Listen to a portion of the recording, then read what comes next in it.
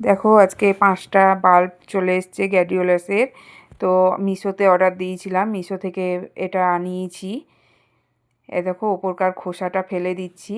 ওপরকার খোসাটা না ফেললে কিন্তু গাছটা খুব একটা ভালো হবে না। তো ওপরকার খোসাটা অবশ্যই ফেলে দিয়ে গাছটা লাগাতে হবে। আর নিচের দিকে দেখো হালকা হালকা একটু করে শিকড় বেরিয়েছে।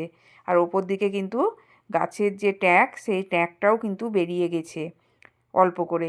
তো আমার বালি নাই, বালি থাকলে বালিতে বসাতে পারো। আমি অল্প একটু মাটি নিয়ে তাতেই বসাচ্ছি। যতদিন না শিকড় বেরাচ্ছে সেই পর্যন্ত এই মাটিটাই আমি রাখবো। শিকড়টা বেরিয়ে গেলে আমি অন্য জায়গায় কিন্তু এটা আবার তুলে বসাবো ভালো করে।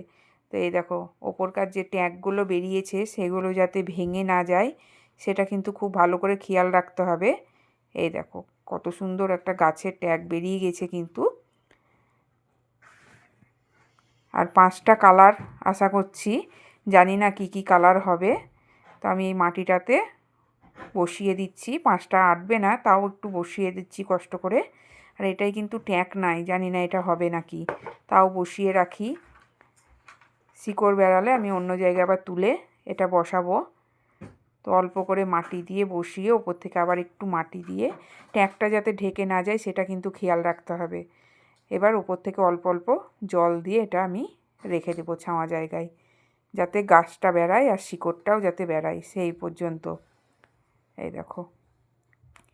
আর এইদিকে দেখো আমি লালবাগ থেকে যে গাছগুলো এনেছিলাম সেগুলোও কিন্তু এই যে লালবাগ থেকে এই বাল্বটাতে একটাই কিন্তু বাল্ব আছে, সেখান থেকে 2টো গাছ বেরিয়েছে আর এটাতে একটা বেরিয়েছে।